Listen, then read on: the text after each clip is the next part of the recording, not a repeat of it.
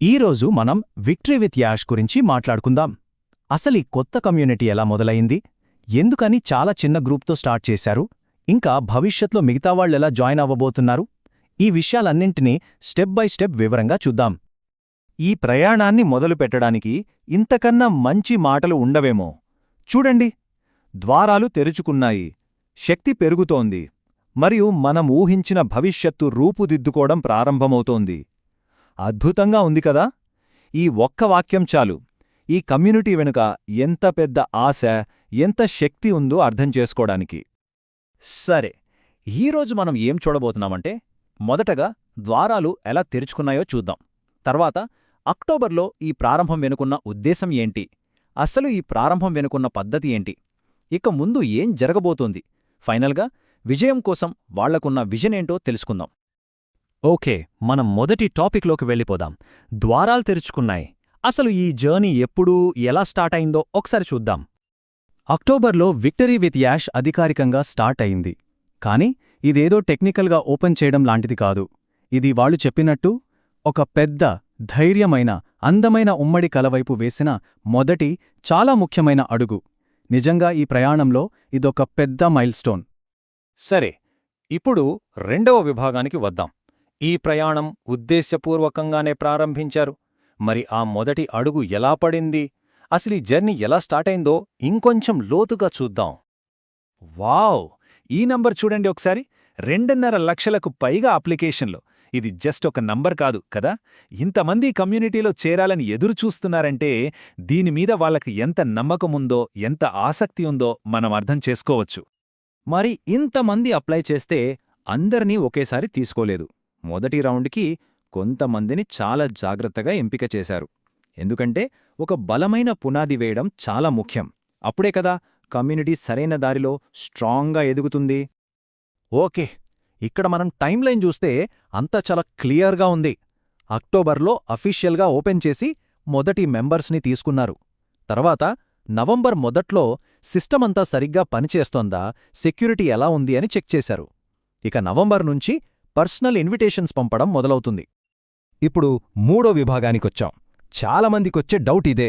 ఇంతమంది ఎదురుచూస్తుంటే ఎందుకు చిన్న గ్రూప్తో స్టార్ట్ చేశారు, దాని వెనుక ఉన్న ప్లాన్ ఏంతో ఇప్పుడు అర్థం చేసుకుందాం. అవును, అసలు ప్రశ్నే ఇదే. మొదటి గ్రూప్ని కావాలనే ఎందుకు చిన్నగా పెట్టారు? దీనికి సమాధానం చాలా సింపుల్ అండ్ ఇంట్రెస్టింగ్. సాధారణంగా ఏమనుకుంటారంటే, బహుశా ఇది చాలా ఎక్స్క్లూజివ్గా కొద్దిమందికేమో అని. కాని అసలు విషయం అది కాదు. అసలు కారణం సిస్టమ్ పర్ఫెక్షన్. అంటే ప్రతిదీ, ప్రతి ప్రాసెస్ 100కి 100% సరిగ్గా పనిచేస్తోందని నిర్ధారించుకోవడమే వాళ్ల మెయిన్ గోల్. అందుకే ఆ మొదటి చిన్న గ్రూప్ సక్సెస్ అవటం చాలా చాలా ముఖ్యం. వాళ్ల ద్వారానే ప్లాట్ఫామ్ స్టేబుల్గా, సెక్యూర్డ్గా, అన్నీ పర్ఫెక్ట్గా పనిచేస్తున్నాయని కన్ఫర్మ్ చేసుకున్నారు. దీనివల్ల ఏమైందంటే భవిష్యత్తులో వేల మంది చేరడానికి ఒక స్ట్రాంగ్ ఫౌండేషన్ పడింది. దీన్నే వాళ్ళు ట్రస్ట్ వ్యాలిడేషన్ అంటున్నారు. సింపుల్గా చెప్పాలంటే, ఫస్ట్ మెంబర్స్ రూల్స్ ఫాలో అవుతూ, కాన్ఫిడెన్షియాలిటీని పాటిస్తూ వాళ్లు నమ్మకానికి అర్హులని ప్రూవ్ చేసుకున్నారు. ఇది కేవలం రూల్స్ గురించి కాదు, ఒక మంచి కల్చర్ని నిర్మించడం గురించి. సరే, 4వ విభాగానికి వచ్చేశాం. ముందు ముందు ఏం జరగబోతుంది? ఫౌండేషన్ స్ట్రాంగ్గా ఉందని కన్ఫర్మ్ అయిపోయింది గదా. మరిప్పుడు మిగతా వాళ్ళకి డోర్స్ ఎలా ఓపెన్ అవుతాయో చూద్దాం. ఈ ఇన్విటేషన్ ప్రాసెస్ చాలా సింపుల్. 3 స్టెప్స్. ఫస్ట్, ఇప్పుడున్న మెంబర్స్కి వేరే వాళ్ళని ఇన్వైట్ చేసే ఆప్షన్ ఇస్తారు. సెకండ్, అప్లై చేసిన వాళ్లకి పర్సనల్ ఇన్విటేషన్స్ వస్తాయి. థర్డ్, కొత్త మెంబర్స్కి అన్ని బెనిఫిట్స్ యాక్సెస్ దొరుకుతుంది. చూసారా, చాలా స్ట్రెయిట్ ఫార్వర్డ్ ప్రాసెస్. ఇక్కడొక చిన్న రిక్వెస్ట్ ఉంది. దయచేసి కాస్త ఓర్పిక పట్టాలి. ఒకవేళ ఇంకా ఇన్విటేషన్ రాలేదని కంగారు పడద్దు.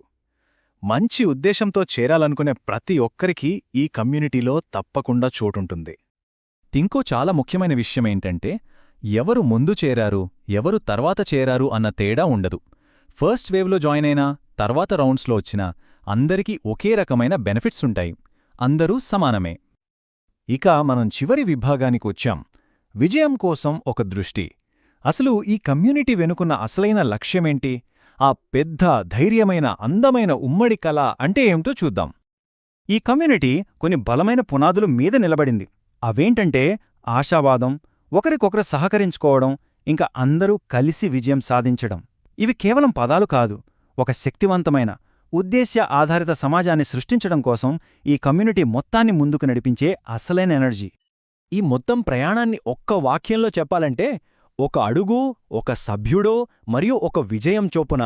అంటే ఇది హడావిడిగా రాత్రికి రాత్రి చేసేది కాదు. చాలా జాగ్రత్తగా ఒక్కో అడుగు వేసుకుంటూ పద్ధతిగా నిర్మించే ఒక గొప్ప ప్రయాణమిది. మరి ఈ విశ్లేషణను ఈ ఒక్క ప్రశ్నతో ముగిద్దాం. అందరి ఉమ్మడి విజయం మీద ఒక సమాజాన్ని నిర్మించాలంటే అసలు ఏం కావాలి? ఇది కేవలం మెంబర్గా జాయిన్ అవడం గురించి మాత్రమే కాదు, ఆ ఉమ్మడి లక్ష్యాన్ని సాధించడంలో మనందరం ఎంత యాక్టివ్గా పాల్గొంటాం అనేదాని గురించి.